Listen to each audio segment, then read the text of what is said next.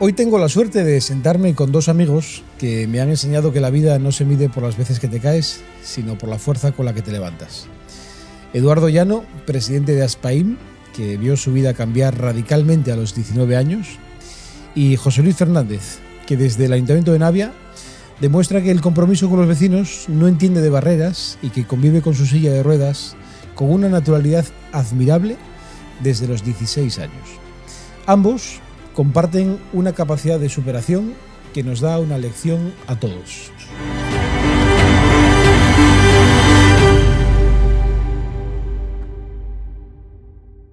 Bueno, muy buenos días. Edu, buenos días. José Luis, a los dos os conozco desde hace ya bastante tiempo. Hoy estamos aquí en Portovega, para que lo sepa todo el mundo, este entorno en el que estamos en Portovega, en la cofradía, concretamente en el restaurante de la cofradía, que nos lo han prestado este rincón para poder hacer este podcast con vosotros, que tenía muchas ganas de hacerlo, por cierto, aunque tengo miedo de qué contenido vais a soltar. Tenéis quizás información sensible que no es necesario contarlo todo. ¿Estamos de acuerdo, José Luis? Intentaremos ser Estamos prudentes. de acuerdo. De Edu me fío más, un tipo más sensato, más serio que tú. Yo, por la experiencia que tengo, ¿eh? Vale, cada uno tiene los conceptos que quiere de cada uno. Pero los conceptos que tiene cada uno es porque tú me has dado una imagen de ti en estos últimos años. Vale. Que es buena, ¿eh? Tengo que decir que es buena. Los dos son buena gente. Y estamos aquí en este podcast de hoy. Vamos a hablar de accesibilidad y de los problemas que os encontráis en el día a día y que sufre toda la gente. No solamente quien tiene un problema de movilidad que le lleve a estar en una silla de ruedas, sino cualquier problema de movilidad, o incluso gente que no tenemos problemas de movilidad, pero que podemos tener más facilidad a la hora de movernos y de acceder a edificios públicos y obras públicas, incluso pues, también en negocios y demás. Así que comenzamos. ¿Os parece bien? Perfecto. Lo primero, gracias por venir a Navia, gracias por venir a Portovega, que venir al occidente no todo el mundo viene, así que gracias a los dos. Bueno, un placer. Yo, de hecho, salgo un poco de aquí. Vengo todo lo que puedo. Bueno, tú vienes un poco más. Pero te agradezco que te hayas acordado. Eduardo, voy a empezar contigo. Tú tuviste un accidente en el año 2005. Fue un accidente de tráfico.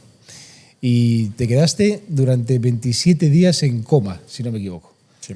Lo cual es una experiencia que cualquiera de nosotros que no lo ha vivido, en mi caso desde luego que no, es difícil de imaginar. ¿Cómo se gestiona el shock de despertarse y encontrarse con una realidad que es totalmente distinta de la que tenías anteriormente?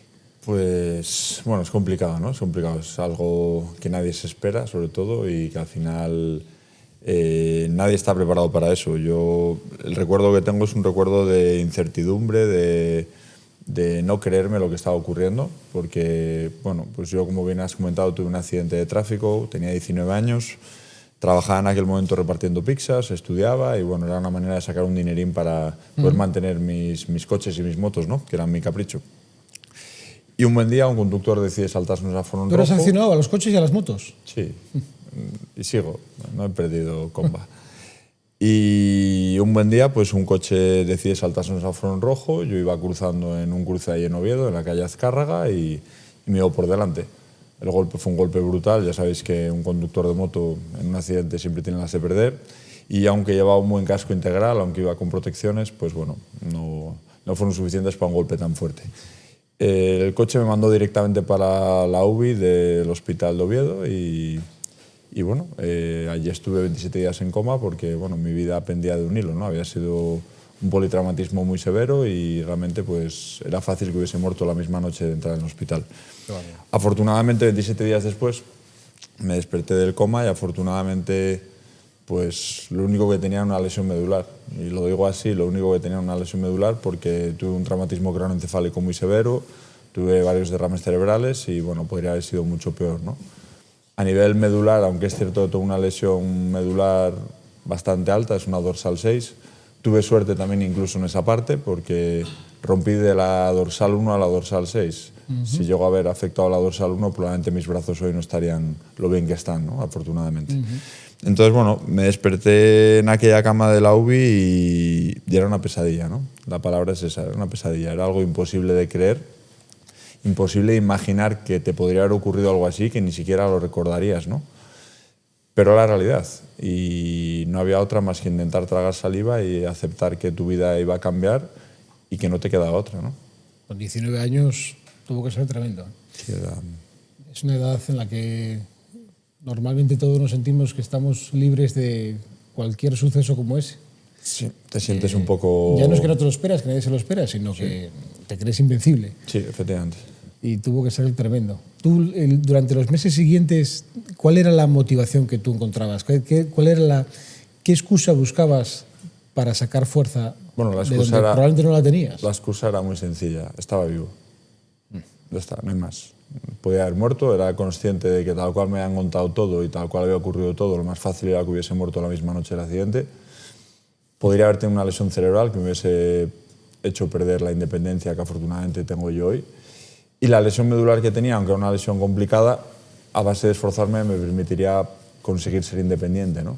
Entonces, para mí, mi gestión a nivel mental de lo que había ocurrido era: puedes quedarte con el vaso medio vacío o con el vaso medio lleno. Podías haber muerto o podía estar de pie caminando tan tranquilo. Pero bueno, la opción de pensar que el accidente no hubiese ocurrido no era posible, porque de momento no se puede volver la vida atrás para parar el tiempo y hacer otra cosa distinta. Entonces me quedaba superar lo que había tenido e intentar luchar por mejorar, ¿no? Entonces, en mi mano lo que sí tenía era mejorar lo máximo posible para poder ser lo más rápidamente posible independiente. Y fue lo que me propuse durante los 8 meses que estuve ingresado en el hospital. Para mí, pelear por ser independiente. Sí, por no para mí que todos los días que bajaba al gimnasio era un entrenamiento. Yo he jugado a balonmano desde los 11 años hasta los 18 a nivel profesional y me lo tomé como un entrenamiento de balonmano. Es decir, yo vengo aquí a mejorar, a mejorar, a mejorar, a mejorar. Y más aún cuando lo que estoy tratando de mejorar es mi vida, ¿no? Es decir, mi autonomía y mi independencia. Y bueno, esa fue la filosofía y afortunadamente fue lo que me ayudó, ¿no? a salir del hospital siendo independiente y sobre todo feliz por el hecho de estar vivo. Aunque sea tan complicado llegar a ese final, era feliz por el hecho de estar vivo porque de un momento a otro había perdido todo realmente. Qué importante es tener esa fuerza, ese buen humor, ¿no? Ese optimismo. Bueno, yo creo que es algo que se tiene o no se tiene o se piensa, ¿no? Ya no sé si es algo con lo que naces. Yo creo que es algo... ¿Lo tuviste siempre? Sí. ¿O tú crees que se desarrolló en ese momento? No, yo creo que lo tuve siempre. Yo siempre fui fuiste una persona... optimista. Sí. Sí, porque a lo largo de los años me he dado cuenta que si miro atrás llevo haciendo lo mismo toda la vida. Entonces, quiero decir, al final, en mayor o menor medida, eso quiere decir que Edu, tal cual era, sigue siéndolo. Aunque ha cambiado una parte de su vida por culpa de ese accidente, indudablemente pues he intentado encajar toda mi vida a partir de entonces para tener la misma filosofía que tenía anteriormente. Estupendo. El caso de José Luis es distinto, ¿no, José Luis? No fue un accidente abrupto, sino el proceso propio de una enfermedad genética. Es un proceso muy lento, pero muy rápido. Mis padres saben, desde que yo tenía 18 meses, que tengo una enfermedad neuromuscular. Entonces yo vivo mentalizado siempre de mis limitaciones, aunque al principio era un niño más o menos normal, cada que yo iba deteriorando hasta eso, hasta acabar en una silla de ruedas un poco más tarde. ¿Tú tienes el recuerdo de haber convivido con ello desde el principio, desde siempre, ¿no? Sí, yo conviví con ello desde siempre. Aunque caminaba, aunque caía y me levantaba, no tenía ni la fuerza ni la capacidad de jugar al fútbol con mis amigos. No tenía. Es totalmente diferente de Edu. Edu llevó un tortazo en un momento, pero tuvo 19 años donde su vida fue totalmente normal. En mi caso, la normalidad estuvo siempre más limitada. La ventaja mía, no llevé el tortazo ese en un momento dado. Lo tienes digerido cuando te sientas en la silla, ya te sientas porque ya es muy difícil seguir haciendo una vida sin la silla, pero lo llevas digiriendo toda la vida. Lo llevas asumido, tienes limitaciones, tienes... ¿Eso crees que te ayudó a llevarlo emocionalmente de una manera más fácil de llevar? No, yo creo que lo que te ayuda a llevarlo es tirar para adelante y sobre todo, y en mi caso, el apoyo familiar, el apoyo del entorno. Sin un apoyo familiar, sin un apoyo del entorno, sin unos amigos que cuando van a tomar algo a un bar y no puedes subir, te pillan y te ayudan a subir, o bajas a un pub de estos que había en los sótanos que eran ratoneras totales y que bajaba a tomar las copas a las 5 de la mañana. Pues eso es un entorno el que te mete ahí, el que te saca de ahí y el que te hace vivir de una forma un poco más natural, pero bueno, no lo puedes hacer solo. Yo me alegro de que te hayan ayudado a entrar en las ratoneras de las 5 de la mañana, en las que tampoco quiero saber más detalle. No. Prefiero no saberlo. La sensación que tenéis es de que, no sé si a día de hoy sigue ocurriendo, os habrá pasado en la vida, de que la gente tiende como a compadecerse de vuestra situación. ¿Eso cómo lo tomáis? ¿Os molesta? ¿Os crispa? Hombre, la sobreprotección, no sé, es un poco a veces... Es peor la sobreprotección que el que no te hace caso. Tú necesitas subir una acera, porque no hay una rampa, necesitas que alguien te ayude. En el caso de Edu lo sube él, pero necesito que alguien me ayude, que me tire un poco de la silla y le digo cómo. Pero me fastidia más a veces el que está tan pendiente de, ay, te traigo agua, ay, no sé qué. Si quiero agua la pido. No necesito que nadie esté pendiente de traerme agua. Tonto no soy, ¿no? A lo mejor no llego al grifo, pero te pido el agua. Me fastidia más eso que el que pasa al lado mío y no me ayuda a subir la acera. Vamos. La sobreprotección a veces es... No sé cómo la ve Edu, pero yo creo que es un poco... Bueno, este de la sobreprotección no es buena porque indudablemente perjudica a la persona a la que estás protegiendo de una forma tan excesiva. Sobre todo porque, bueno, si esa persona se acomoda a esa sobreprotección, al final no permites que avance una persona en su día a día, ¿no? Pero yo creo que el mayor problema que hay es el desconocimiento. La gente que no tiene conocimiento de lo que una persona tiene, de la discapacidad que tenga, de qué es lo que le ocurre realmente, no saben cómo actuar. Entonces, ante esa duda es cuando se suelen exceder sin querer, aun con muy buena voluntad, pero es por un desconocimiento realmente, porque si supiesen realmente lo que tienes y cómo te arreglas y cómo no te arreglas, pues habría cosas que directamente no te ofrecerían porque sabrían que lo harías perfectamente. Yo nunca me lo he tomado mal. La verdad que a los primeros que no les dejé protegerme fueron a mis padres. Entonces ya barriendo bien con los de casa, a los de fuera ya me da lo mismo. Además, ya da igual. Pero bueno, me tengo encontrado con situaciones tan inverosímiles como estar subiendo una cuesta por Oviedo y de repente alguien empezar a empujarme, sin decirme buenos días, sin preguntarme, sin... Y yo girarme y decir, ¿perdona? ¿Usted quién es? No, es que te estoy viendo que estás subiendo y te está acosando. Y ya, como a ti, pero yo subo como tú. No, te lo agradezco con el alma, pero no falta. ¿De verdad? Y yo, no, de verdad no, segurísimo. ¿Puede usted dejar de tocarme? Que no nos conocemos de nada, como para que me estés tocando, ¿no? Pero bueno, no me lo he tomado nunca mal porque creo que es una buena actitud de la sociedad. Pero es por desconocimiento. Pero bueno, nunca me lo tomo mal por lo que digo, porque yo creo que es una buena actitud. Yo sin embargo, en este caso, en contra de José Luis, yo sí que prefiero más que sea por de más que por de menos, porque si no, yo igual tengo la capacidad, o igual José Luis tiene la capacidad personal de pedirte ayuda si la necesitamos, pero hay gente que no se atreve.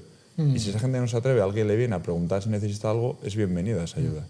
Bueno, en la vida en general. Yo creo que todos necesitamos cosas y oye, si hay una persona que te quiere echar una mano, está bien preguntar si hace falta. Eso es.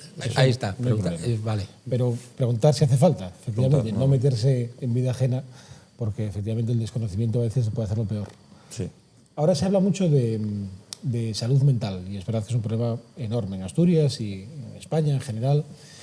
Pero vosotros, yo no sé si en tu caso, Eduardo, que fue más abrupto, el tuyo, José Luis, que fue progresivo, ¿habéis tenido mucha ayuda psicológica para llevarlo o fuisteis vosotros mismos los que ibais haciendo un poco de psicólogos, autopsicoanalizándolos vosotros y echándoos una mano? Pues bueno, en mi caso, yo, como ha dicho José Luis, creo que tuve la gran suerte de tener el entorno que tenía.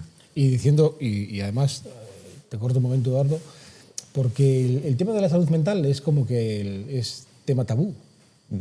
Tienes una enfermedad, tienes un problema y la gente lo puede comentar sin ningún tipo de vergüenza, pero hablar de la salud mental es que como que todavía da un poco de miedo. Y no pasa absolutamente nada. No pasa absolutamente nada y además habría que decirlo con total tranquilidad. Y efectivamente, muchas veces derivado de los problemas de salud mental ocurren muchos suicidios, ¿no? Claro. Y el suicidio es un tema hiper tabú, es decir, la gente no comenta porque alguien se ha suicidado, si tenía un problema, si ha sido un accidente y y sí, efectivamente es un problema muy serio. Yo repito, yo creo que tuve mucha suerte por el entorno que me rodeaba. Yo estuve en el hospital de Oviedo ingresado 286 días. Hubo un grupo de una docena de personas cercanas, amigos, no familiares, amigos, que de esos 286 días igual faltaron a verme al hospital 3 o 4. Y los días que no venían todavía se disculpaban, que es que ayer tenían un examen y no pudieron venir. Digo, vete a tu puta casa, tío, déjame en paz, que llevas aquí 280 días todos los días. Digo, que te agradezco que vengas, pero que si no vienes un día o 2 o 3 me da igual porque entiendo que tienes una vida y que yo ya no estoy en una situación en la que necesite una constante atención como al principio, que al principio sí, indudablemente era más. Durante el tiempo que yo estuve en coma, imagínate, apoyar a mi familia, que estaban pasando una situación muy complicada, y ellos estar allí y ver lo que ocurría, porque en cualquier momento podrían decir que había fallecido. Pero durante el proceso después, pues bueno, fue un acompañamiento. Lamentablemente, a nivel psicológico, por parte de los trabajadores del hospital, fue nulo. Yo te explico realmente lo que a mí me ayudaron psicológicamente hablando. Vino una psicóloga un día, después de salir de alta de la UBI, y me vino, bueno, ya me han dicho que te han comentado lo que tienes, ya te han dicho que eres una lesión irreversible. ¿Cómo lo llevas? Me dice. Le digo, pues hombre, la verdad que pues mal, ¿no? Es una situación complicada. Y dice, bueno, ¿y qué es lo que más pena te da o más tal te da? Y dije, pues mira, la verdad que tengo 5 motos en casa y voy a tener que venderlas todas. Y me da mucha pena. Yo tuve la suerte que yo era consciente que yo no iba a volver a caminar nunca más. Pero a mí me estaba dando pena las cosas que yo estaba pensando que igual dejaría de hacer, ¿no? Claro. Y que tenía que vender, algo que no me apetecía vender. Porque a mí las motos me encantaban. Había tenido un accidente en moto, pero no había sido culpa ni mía ni de la moto, había sido culpa de una persona que había decidido tomar una mala decisión, ¿no? Entonces, bueno, yo creo que tuve la suerte y la entereza de asimilarlo todo de forma personal, por el buen camino, por así decirlo, gracias al apoyo indiscutiblemente de todo mi entorno, que me ayudaban, que me llevaban a los sitios, que me acompañaban a donde hiciera falta, sobre todo en ese primer momento que yo era todavía una persona dependiente, porque tienes que aprender a ser independiente, lógicamente. Pero por parte de la trabajadora que era en aquel momento la psicóloga, no fue por lo que yo salí adelante, sobre todo, claro, porque fue la única visita que tuve de ella. Ya. Es una de 19 años y ha tenido un cambio tan radical en su vida, ante una visita por parte de su psicóloga del hospital, parece un poco pobre, ¿no? Si yo no hubiese tirado para adelante por mí mismo, estoy claro que estaría en el huerto ya hace tiempo, porque no hubiese tirado para adelante por su ayuda. Yeah. Entonces, bueno, creo que el problema que hay es que efectivamente es un tema tabú, pero efectivamente no se dan las pautas necesarias para que una persona, cuando tiene un cambio de vida tan brutal, tenga un apoyo desde el minuto cero tan importante, porque lo tiene que tener esa persona y su familia y su entorno más cercano. Todos están afectados por ese gran cambio. Totalmente.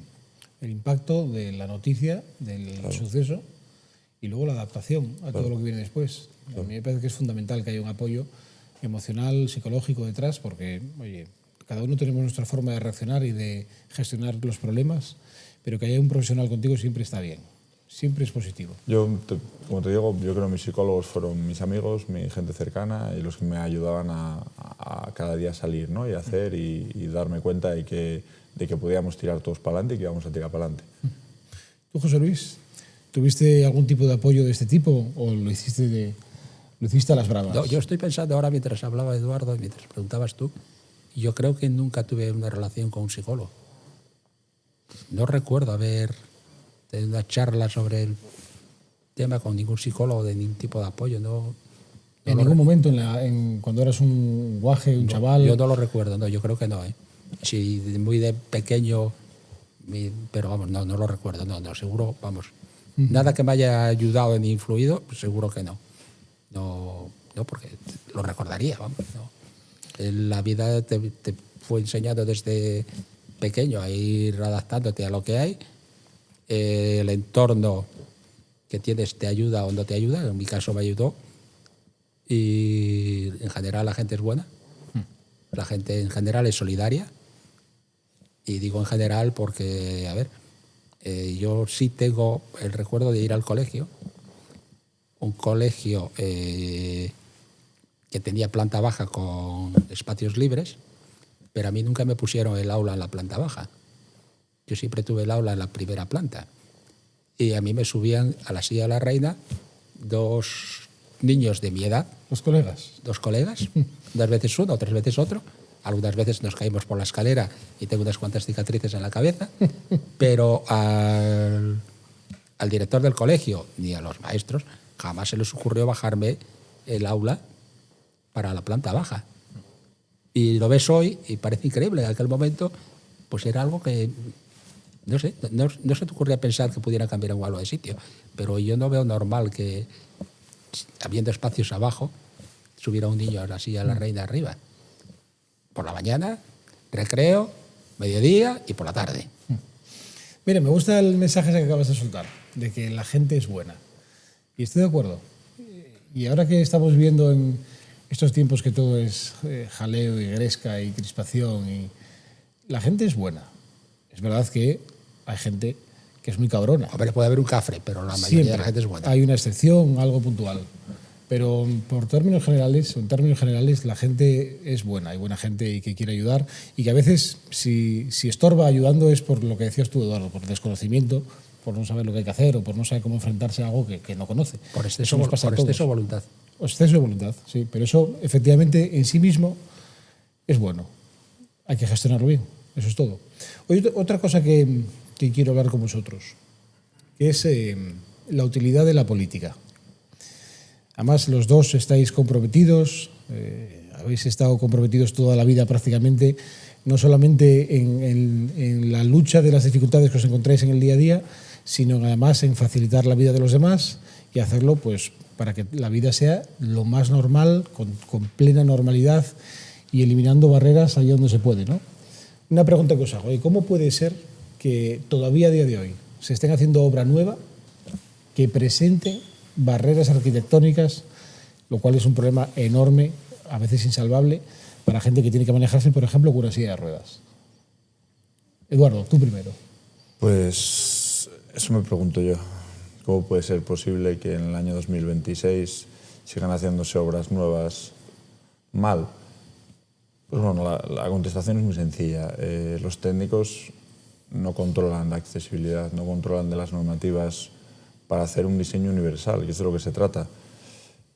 Y se siguen haciendo obras todos los días, en todas las ciudades que tenemos en Asturias, en las poblaciones, y es lamentable. Es lamentable, ¿por qué? Porque yo puedo entender que cuando yo tuve el accidente en el año 2005, no había ese pensamiento de la accesibilidad, del diseño universal. Bueno, las cosas han cambiado, ¿no? En 21 años que van a hacer ahora han cambiado mucho. Hay una normativa en vigor a nivel europeo desde el año 2008 que obliga a que todo lo público sea accesible. Y todo lo público es todo lo que está para uso público. Los bares, los restaurantes, los accesos, las tiendas, las calles, todo. Nos dieron, creo recordar, que había habido 10 años de margen para ir haciendo todo accesible. 2008-2018. Llegó 2018 y sigue todo mal hecho. Pero no solo lo anterior está mal hecho, sino que se siguen haciendo obras nuevas todos los días que no son completamente accesibles. Eso es lo más grave, sí. Y no sirve decir, bueno, hombre, pero si esto más o menos... No, joder, esto más o menos no sirve. Esto tiene que estar perfecto. Porque cuando haces algo nuevo lo puedes hacer perfecto.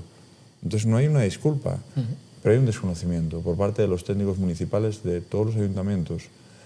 Los concejales, pues cada uno es de su casa y de sus estudios y de sus cosas. No tienen ninguna idea de accesibilidad, ninguno. Entonces al final nos estamos encontrando con que, efectivamente, como has comentado Álvaro, se siguen haciendo obras nuevas todos los días y siguen creándose barreras nuevas todos los días. Y eso es imperdonable, porque eso conlleva dos problemas. Uno, la persona no lo puede utilizarlo desde el minuto cero. Y dos, para que lo puedan utilizar va a haber que hacer una segunda inversión. Doble gasto. ¿Cómo vas a gastar en algo que era nuevo? Claro. En lo viejo te lo compro. Claro. Era viejo, en aquel momento no tal, hay que hacer una adaptación. Venga, pues poco a poco. ¿Cuál es el problema? Que si todo lo nuevo se fuese haciendo bien, efectivamente, correctamente, llegaría un momento dentro de 5, 6, 10, 15 años en el que lo viejo también se habrá adaptado, se habrá tirado para construir algo nuevo y estará todo bien para todo el mundo. Porque lo que no es justo es que ni José Luis ni yo, ni otras personas que tienen discapacidad o que tengan un problema de movilidad, por lo que sea, tengan que elegir por dónde pueden ir y por dónde no. O tengan que elegir si van a un sitio, si tienen que ayudarles o no. No, yo soy independiente perfectamente con mi silla de ruedas, me desplazo perfectamente. José Luis tiene otra silla de ruedas con la que se desplaza perfectamente. No necesitamos ayuda. Porque justo por culpa de esas barreras tenemos que necesitar una ayuda. ¿Por qué no podemos ser libres e independientes si lo que te está haciendo no ser libre e independiente es ese entorno que te rodea, cuando se podría hacer perfectamente. Pues es inverosímil, pero es así de real. Y ¿Cómo lo ves, José Luis? A ver, yo creo que hay dos tipos de eliminaciones de barreras, el del papel y el real. Muchas veces la barrera está eliminada en el papel, pero cuando llega la hora de ejecutar la obra, se ejecuta como se ejecuta. Y si yo voy a hacer una acera con una rampa, muy probablemente en el papel la rampa esté bien dibujada, pero se ejecuta con un bordillito abajo, no sé por qué, porque sea más fácil, porque nadie se fijó y daba igual y moría ahí. El técnico vino posteriormente y dio el fin de obra sin tal. Y ese bordillito de abajo... Sí, que a muchos nos pasaría desapercibido. Ese bordillito de abajo, según con qué silla vayas, lo libras o no lo libras, y según con qué silla vayas, te machaca un poco más o un poco menos la espalda. Pero es que además no solo nos va a beneficiar a Eduardo y a mí. A ti, cuando vayas a la compra y vayas con tu carrito, ese bordillito de abajo te va a dar un tirón que no tiene ningún sentido. Es decir, es poco...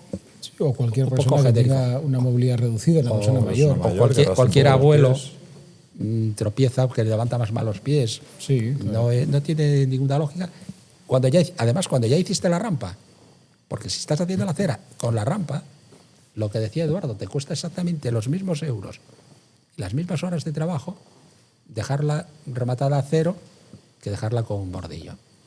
Pero yo ahí discrepo un poco contigo, José Luis. Si en el papel está bien, lo que no hay que hacer es acertar las obras si estén mal hechas. Ya, pero se acepta. Tú contratas, pues entonces es el problema. Tú contratas a un pintor para tu casa y le dices, quiero todo el salón de color blanco. Y cuando acaba la obra, llegas ahí, es amarillo, y aceptas la obra, pues cojones. Y es lo que está ocurriendo, que al final se aceptan obras constantemente en ayuntamientos todos los días sin estar bien ejecutadas. Pero el mayor problema, yo repito, esos planos en el 90% de las ocasiones no están correctos. Y ese es el problema. En el papel tampoco está bien. Porque al final los técnicos de las obras tampoco quieren hacer una obra mal y están pendientes de los obreros porque saben que si la ejecutan mal tienen que levantarla y tienen que volver a pagarla a ellos. Pero el problema es que sigue habiendo muchos papeles que no están accesibles.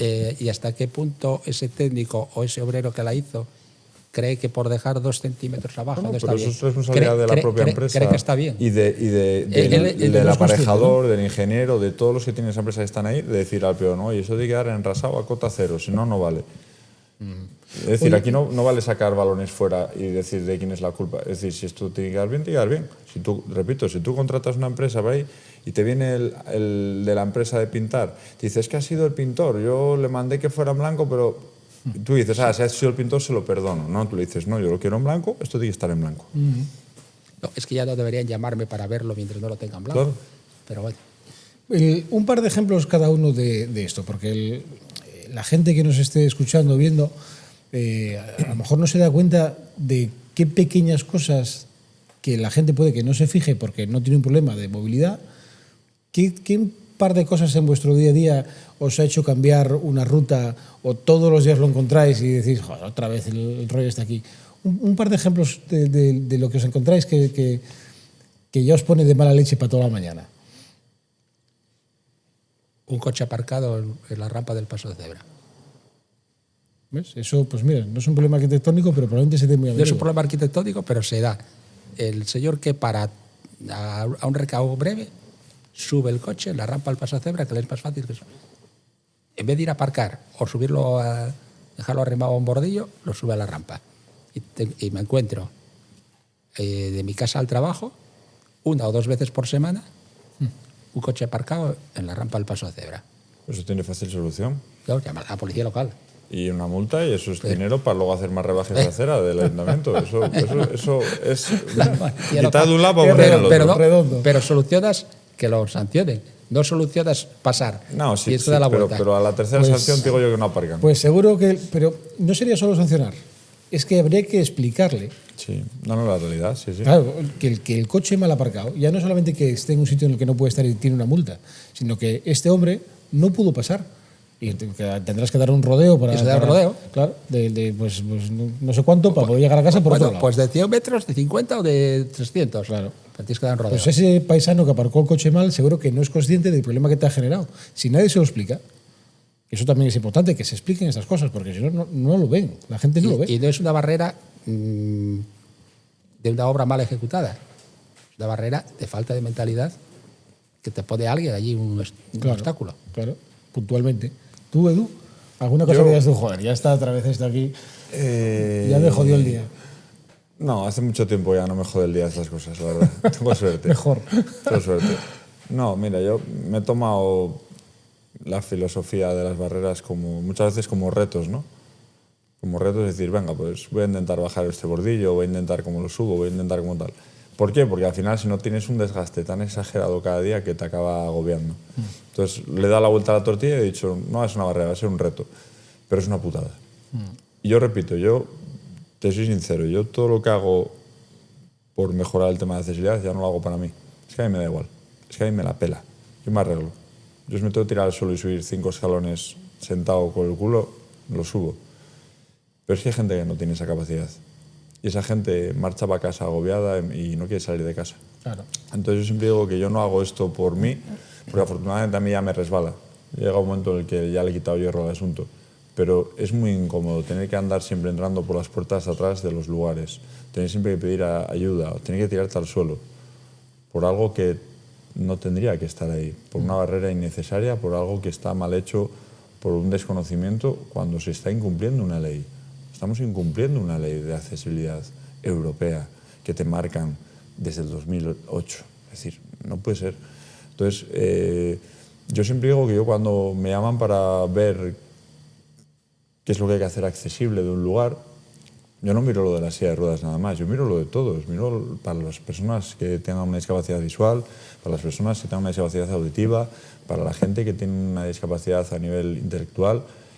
¿Qué es lo que pueden necesitar también allí? Porque a mí me gustaría que si alguien va a revisar algo de otra entidad, cuando vayan, miren también para si hay un bordillo para entrar, no vayan a fijarse solo lo que les afecta a ellos, porque esto al final no afecta solamente a un porcentaje de la población, afecta a todos de una u otra manera.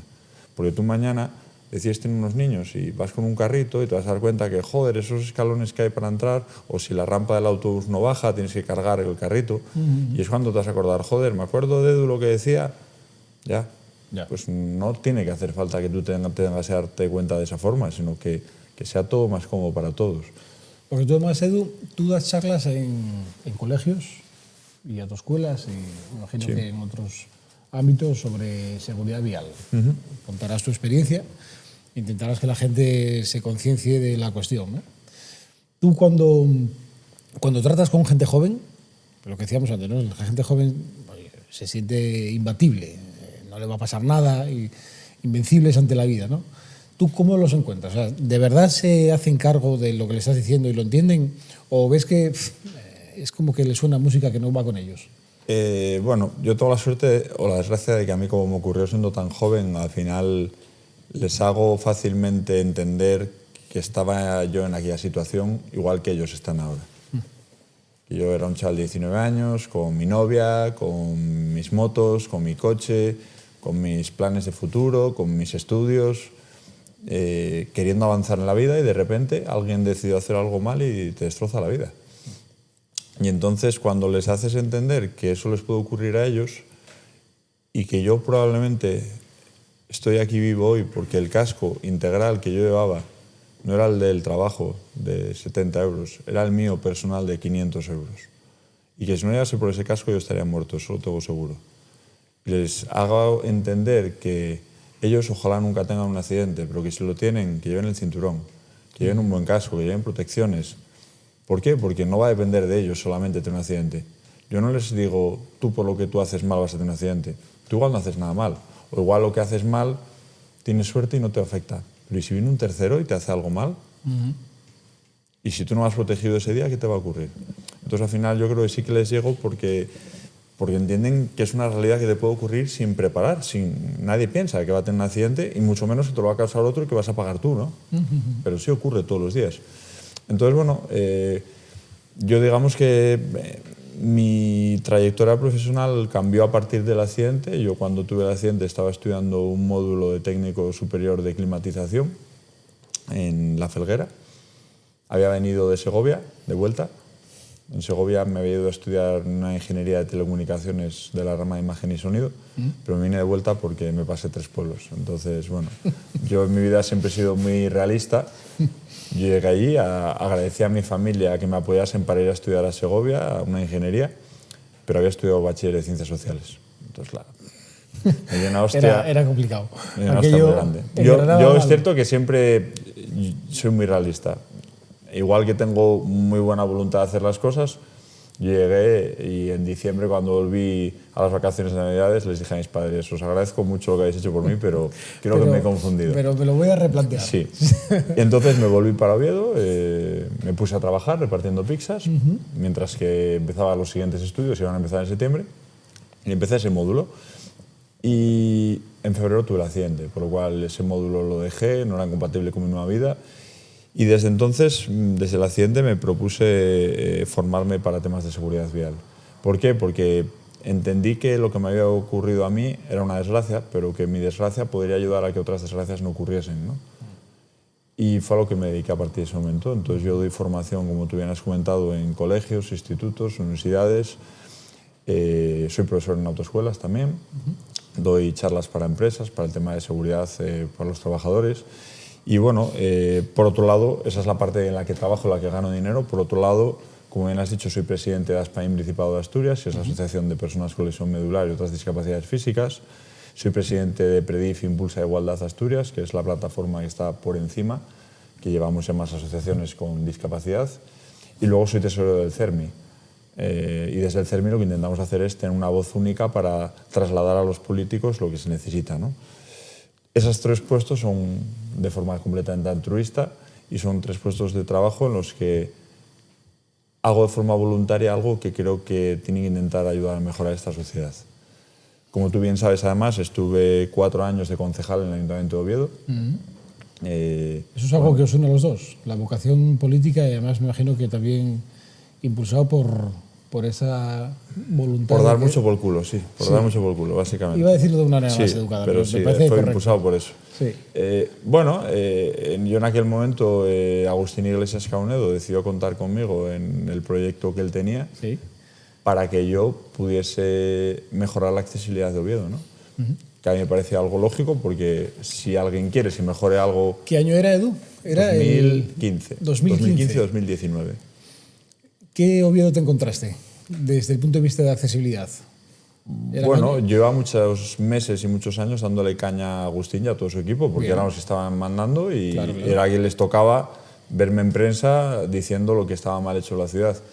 Y entonces, bueno, cuando Agustín entendió que yo podía aportar algo a ese equipo que él no tenía, que era una persona encargada de la accesibilidad, pues bueno, para mí fue una satisfacción, ¿no? El decir, joder, si quieres contar conmigo para algo que tú no estás haciendo del todo bien y que te das cuenta que igual si yo te puedo ayudar en ello, pues me pareció algo extraordinario, ¿no?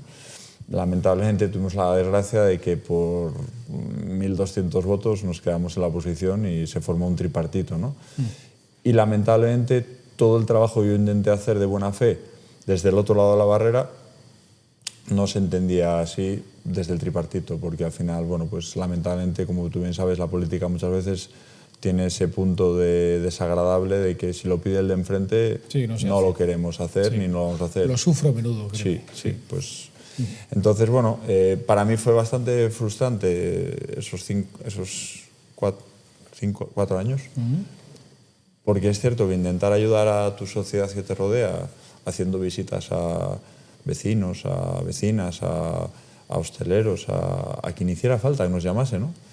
Para intentar ayudarles en mejorar algo y que todo lo que tú aportabas al ayuntamiento era no porque esto ya tenía que haberse hecho antes, no porque lo estás pidiendo tú, o no porque ya cuando se pueda, pues era complicado, ¿no? Era sobre todo complicado cuando una persona intenta trabajar para mejorar y que te están tirando todo por los suelos, ¿no? José Luis ahora está metido en plena vorágine.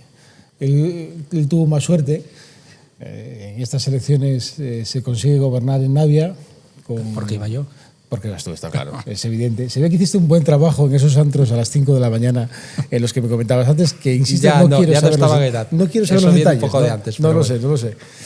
¿Cómo lo vives tú desde un equipo de gobierno? Una zona rural, que eso también quería preguntaros, si creéis que en la zona rural hay más o menos barreras en cuanto a accesibilidad. ¿Cómo lo estás viviendo? En la zona rural hay muchas más barreras y también a lo mejor un poco más difíciles de subsanar. Pero bueno, vamos, el casco urbano. El casco urbano... Bueno, o en general, en tu labor de concejal de día, que me imagino que irás señalando con el dedo cada una de las cosas que están mal o que hay que corregir. Claro, vas señalando. Es difícil corregir, porque es imposible corregirlo todo, pero vas corrigiendo algunas. Hay otras que lo que hay que hacer es, lo que decía Edu, evitar que las obras nuevas vuelvan a tener los mismos fallos. Las aceras que se van arreglando están quedando con rampas bien, pero claro, no arreglas todas las aceras en una legislatura, ni en 2 ni en 3.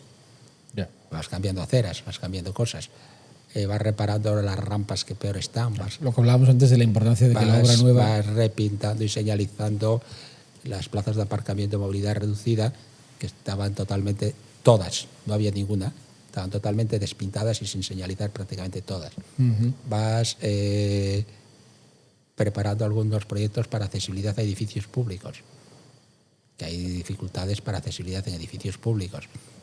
Vas haciendo cosas, pero es ingente, ¿no? No, vamos a ver, habría que dedicar todos los esfuerzos y todo el presupuesto de obra del ayuntamiento para poder hacer algo que se viera de verdad impactante. Entonces tienes que ir capeando como poco a poco. Como se puede, poco a poco. Y sobre todo, evitando que lo nuevo vuelva a ser otra chapuza. Claro, los nuevos proyectos son mucho más integradores. La obra que empezaba hoy ya, de toda la zona del puerto de Navia, lo que es paseo marítimo, todo eso, va mucho más integrada, totalmente integrada, peatón, coches, no hay barreras. Ya no es que las rampas vayan a quedar bien o mal hechas, sino que no va a haber, va a quedar más o menos a un nivel mucho más practicable todo. La obra que se está haciendo aquí en Puerto Vega de la calle Jovellanos va también todo mucho más integrado.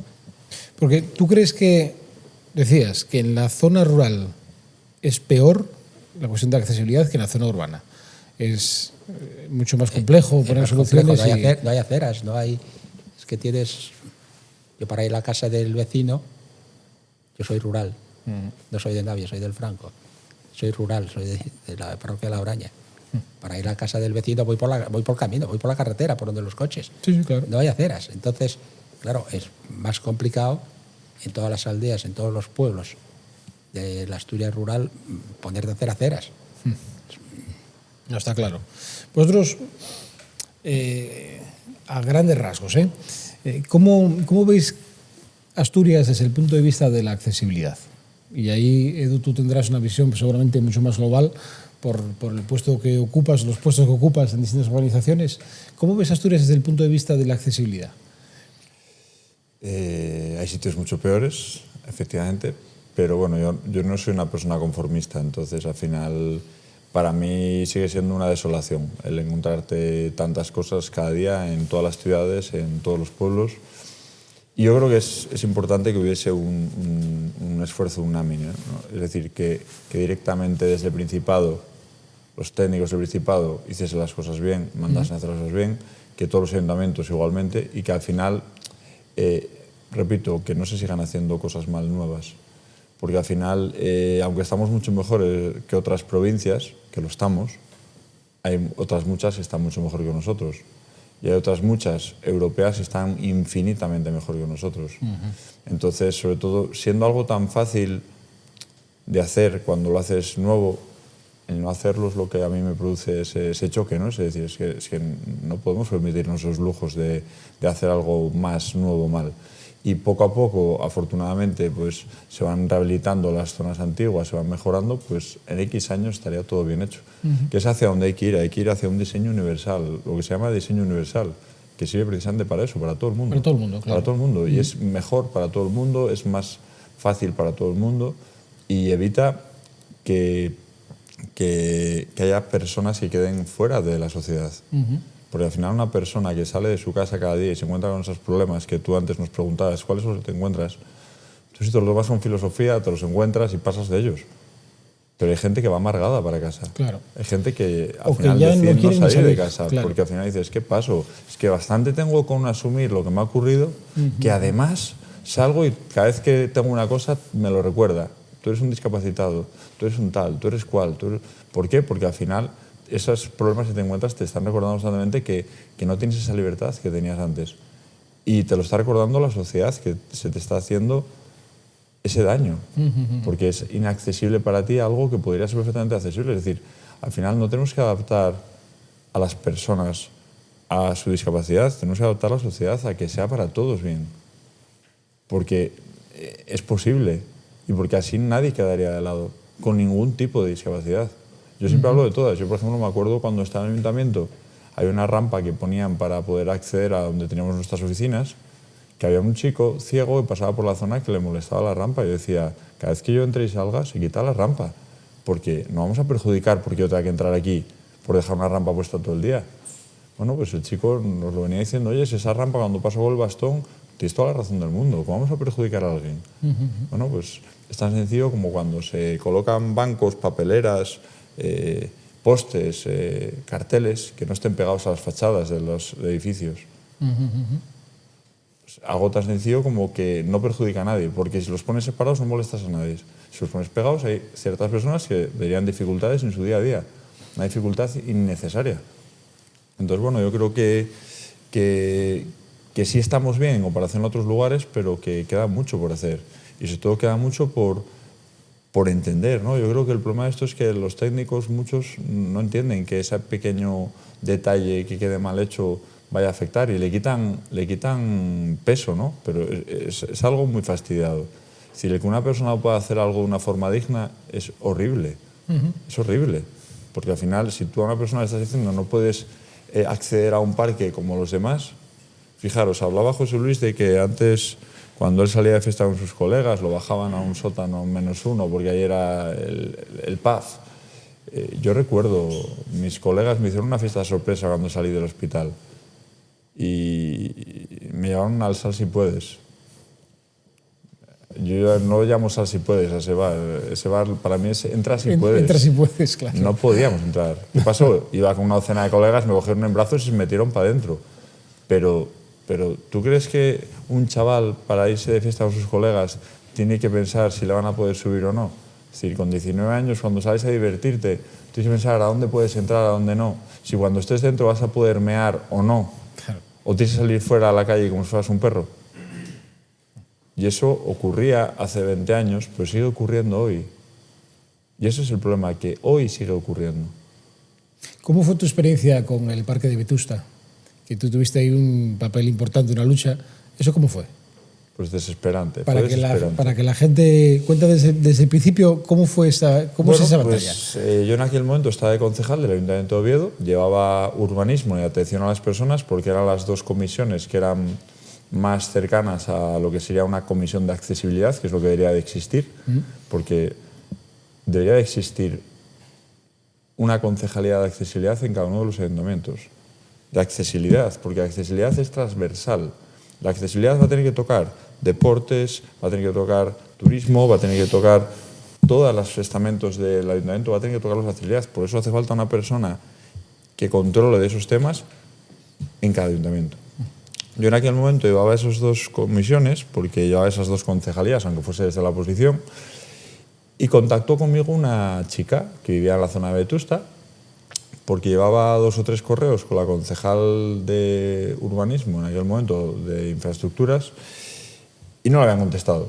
Y entonces me había visto a mí en prensa alguna que otra vez y entonces decidió mandarme a mí un correo. Yo en cuanto leí el correo le contesté, le dije que la invitaba a tomar un café y que me contase lo que estaba ocurriendo. Entonces me acerqué hasta su domicilio y justo enfrente de su casa tenían un parque. Esta chica, Sabrina se llamaba, tenía un niño que se llama Eric, que tenía 5 años en aquel momento, con daño cerebral de nacimiento. Y ella lo único que pedía es que en el parque que tenía enfrente de su casa, que era cruzar la calle, pusiesen un columpio accesible. Poner un columpio accesible en aquel parque suponía quitar una cadena del columpio que había y poner un columpio accesible. Una inversión de unos 1.000 euros. Yo tenía un presupuesto preparado de aquella. que en aquel momento, y estando la situación como estaba en el Ayuntamiento de Oviedo, la concejala de turno podía decir que por sus santos ovarios ponía aquel columpio allí, firmaba y se lo ponían al día siguiente.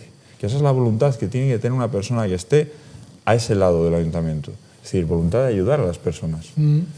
Pues esa persona, cuando yo se lo solicité en la Comisión de Urbanismo, que había que hacer aquel cambio en el parque para un columpio, dijo que se había preparado un proyecto para cambiar ese parque entero y que entonces que el columpio estaría incluido en ese parque cuando se tocase. Entonces yo les decía, bueno, vamos a ver, pero va a tener que esperar a este niño de 5 años, 1 año o 2 años para poder columpiarse dignamente delante de su casa, en vez de tener que irse 2 manzanas más allá, a 800 metros a otro parque, empujando una silla de ruedas a su madre. Digo, ¿de verdad me estás diciendo que esto no vais a poder hacerlo? Bueno, pues así dijo que iba a ser. Después de esa comisión yo lo llevé a pleno y en el pleno pues quisieron acompañarme la familia de ese niño y sus amigos y se montó una muy gorda porque claro, cuando la concejala de turno contestaba que no me lo iba a dar y por qué no me lo iba a dar y por qué no lo ponía, pues imagínate la familia cómo se ponía, ¿no? Con razón. Es decir, claro, estamos para ayudar a las personas. Ese es el puesto para el que estás. Bueno, pues finalmente tardó 1 año y medio en ponerse aquel parque. No por sus santos ovarios que no iban a poner el columpio. Y cuando salió en prensa que el parque de Vetusta se iba a hacer accesible y nuevo, me llamó Sabrina para agradecerme todo el trabajo que había hecho por ella. Mira tú el trabajo que hice con la pobre Sabrina. Es decir, nada. Y fuimos a tomar otro café. Y le dije, pues yo no estoy contento, Sabrina. Pero sí, hombre, lo hemos conseguido. Y 1 año y medio después tu hijo se puede columpiar delante de tu casa cuando hagan la obra, que todavía no la han hecho. Digo, y tengo miedo que todavía no vayan a hacer el parque bien. ¿Qué dices? Yo, vamos a entrar en la página web del ayuntamiento, que aquí sale todo. Y entramos y no había un columpio accesible en ese parque. No había añadido el columpio accesible al parque. Y entonces tuve que llevarlo a la comisión y ahí ya se inventó una historia y dijo que como era un columpio accesible en concreto, que lo iban a poner a mayores. Es decir, que lo iba a añadir después de que se lo dije yo. Mira tú la voluntad de esa persona. Básicamente era porque lo pedías tú. Como lo pedías tú era que no. Bueno, no sé si era que no, era por ineptitud. Se iban adaptando a las bueno, igual es que no había capacidad por parte de esa persona para hacer lo que había que hacer y aún haciéndole yo el trabajo tampoco era capaz de plasmarlo a los técnicos. Yo no sé quién era el problema, pero después de todo ese tiempo que aquello no iba a ser accesible, es una vergüenza. Y eso había ocurrido así y finalmente tuvimos ese parque accesible y finalmente Eric se pudo columpiar delante de su casa como un niño más. Vaya hecho extraordinario que hemos conseguido. Pues al final no puede ser, es decir, al final tiene que haber una voluntad. Las personas que estén de concejales en los ayuntamientos tienen que tener una voluntad de querer ayudar a las personas. Y una sensibilidad. Anda, claro, que no nos vendió el tripartito, que tenía una sensibilidad especial con lo social y con el bienestar de la gente, y luego ves lo que hay detrás y es todo marketing, no hay nada. Vuelvo con la pregunta inicial. Cuando hablas del tripartito, de ese tripartito formaban parte 2 partidos que en su momento tuvieron el gobierno de España. Uno de ellos tenía su portavoz aislado al fondo del Congreso de los Diputados. ¿Cierto? Sin tal. ¿Qué compromiso puede tener 2 partidos que tienen el gobierno de España y que a su portavoz, al portavoz de uno de ellos, lo tienen aislado más o menos como el perro de compañía fuera de los escaños? Es un compromiso muy poco creíble. Es la inclusión, sí. Es un compromiso muy poco creíble. Pues efectivamente, como reflexión hay que decir. Tú, José Luis, ¿cómo ves Asturias? ¿Cómo ves Asturias desde el punto de vista de la accesibilidad? Y tú que vives en el occidente, desde la visión de las salas asturianas, ¿cómo lo ves? Yo veo que hay muchísimo trabajo sin hacer. Eso no quiere decir que no hayamos mejorado en los últimos años, pero veo los pueblos del occidente en general y hay muchísimo trabajo sin hacer. Es muy difícil moverte en casi ningún pueblo del occidente.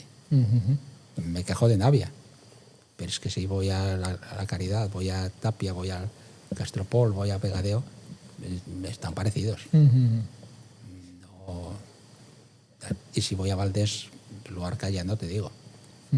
Entonces, el occidente tiene mucho que mejorar. Probablemente los núcleos urbanos del centro estén generalmente un poco mejor. Oviedo, Gijón, Avilés. O eso nos parece desde las salas. Luego cuando están allí, cuando voy, Edu te podrá decir, pero... voy por zona comercial, me muevo por zonas peatonales y lo veo mucho más fácil. Sí. A lo mejor no voy a los barrios, no, pero vamos, los pueblos de Occidente tienen bastante que mejorar todos. El tema, por ejemplo, Jesús Luis, que yo veo, es que no se le da un peso al tema de la accesibilidad y al tema de arreglar. Y entonces las partidas que hay económicas de cada ayuntamiento para eso son ridículas. Estamos hablando de 100.000 euros para arreglar rebajes de acera. 100.000 euros en un presupuesto del Ayuntamiento de Oviedo que puede tener 50 millones de euros es una puta miseria. ¿Y tú crees que todavía está presente el concepto de que esto es un gasto y no una inversión? Porque Sí, al final claro. es una inversión además que es para todos, no solamente para quien va a una silla de ruedas, sino para que sea la accesibilidad más fácil para todos. Ese es el concepto, y más que el concepto es la incapacidad de hacer otra cosa, porque no tienen capacidad de hacerlo, porque no hay gente preparada en los ayuntamientos que controlen, porque además es una parte muy importante, no solo que se hagan obras de accesibilidad, sino que se hagan de la forma más económica y más utilizable, porque a veces parece que lo más lógico es poner un elevador que cuesta mucho dinero, que tiene un mantenimiento, que luego no saben funcionar con ello, y igual lo más lógico era haber puesto una rampa, que la haces una vez y duraba toda la vida. Claro, mucho más. Entonces, ¿qué pasa? Que mucho muchas más veces, también. como esos técnicos que están ahí detrás, o esos concejales que están ahí detrás, no tienen ese conocimiento, no saben cómo solucionar los problemas y no saben cómo solucionarlo de una forma más económica, más eficaz. Y ese es el problema que hay. Porque al final yo me encuentro constantemente, repito, obras nuevas, que dices, han puesto una solución técnica que vale un montón de dinero para 3 bordillos, para 3 peldaños. Hombre, pon una rampa, que hay espacio suficiente para hacer una rampa, y la rampa no tienes que pedir a nadie la llave para el elevador, no tienes que intentar funcionar con algo que nadie conoce cómo se funciona, porque tiene que haber una persona allí que sepa cómo va.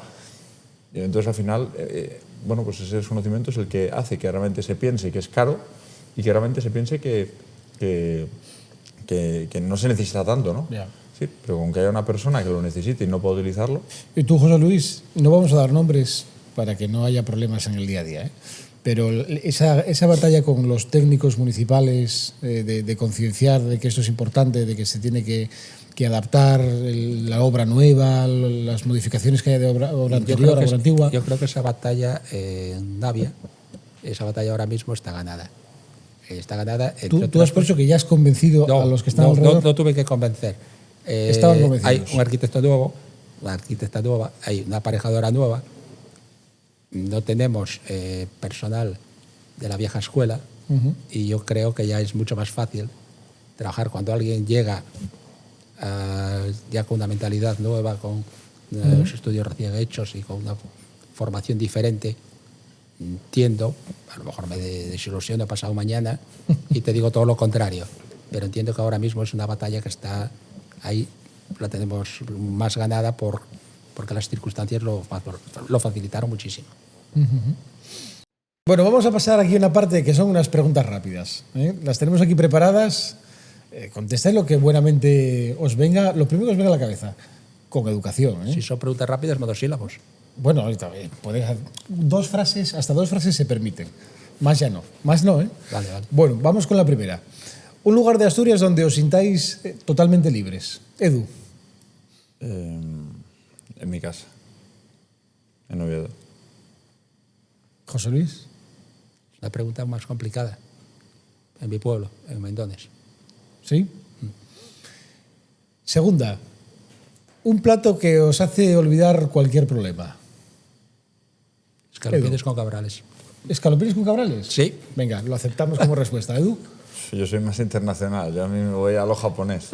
Yo un buen sushi en un sitio guapo, tranquilo. ¿Eres sushi lover? Sí. Está bien, está bien. Sí, sí.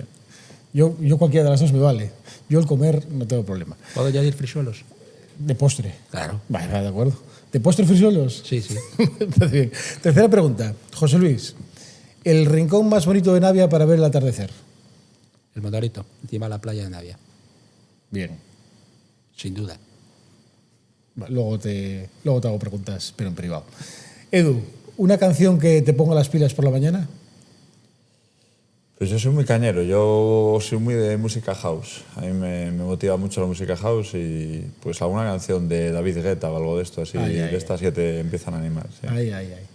Sí. Me mola. Mira, la de Play Hard, de David Guetta. Bien, para empezar la mañana con ánimo. Sí, para ir arrancado. Lo veo.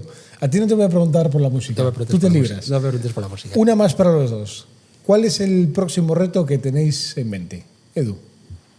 Pues lo tengo en mente y precisamente la semana pasada acabo de empezar con ello. He vuelto a jugar a balonmano. Yo desde los 11 años hasta los 18 años estuve jugando y compitiendo a balonmano. Lo dejé por saturación porque eran ya demasiadas horas, era ya un nivel profesional que yo no me veía viviendo de ello realmente, para mí era una afición. Y casualidades de la vida, hace 2 meses en un hotel en Guadalajara que elegí al azar, pues allí casualmente estaba de concentración el equipo de balonmano en silla de ruedas español. Ole. Y casualmente un chaval de los que estaba allí, yo lo conocía ya de cuando yo había jugado contra la de Mar de León y pues lo uno pasó para lo otro y al final la semana pasada me han fichado el equipo de Valladolid en balonmano en silla de ruedas para jugar. Enhorabuena. Entonces este año mi proyecto es ponerme las pilas con el balonmano y intentar ver si rindo para estar en la selección. Ole. ¿Avísanos para ver algún partido? Sí. Este es el proyecto de este año. Perfecto. José Luis, un reto futuro. ¿Un reto? Que tengas en mente. Más allá de aguantarme a mí. Más allá de que hagas tú las selecciones.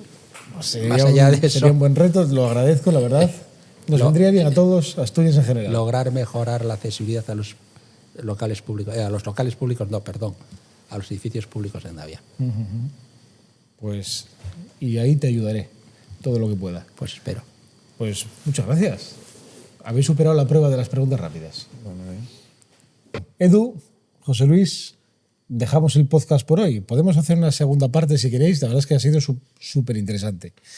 Y además, para toda esa gente que en el día a día no se plantea estos problemas sobre la accesibilidad, el que lo contéis vosotros en primera persona, los ejemplos concretos del día a día, de lo más sencillo, desde el bordillo de la acera, todo lo que nos estáis contando en este podcast, yo de verdad que creo que es la mejor manera de que la gente lo entienda y que se perciba efectivamente de que esto es necesario concienciar sobre ello y que yo creo que lo comentasteis los dos, que tiene que ser una visión transversal.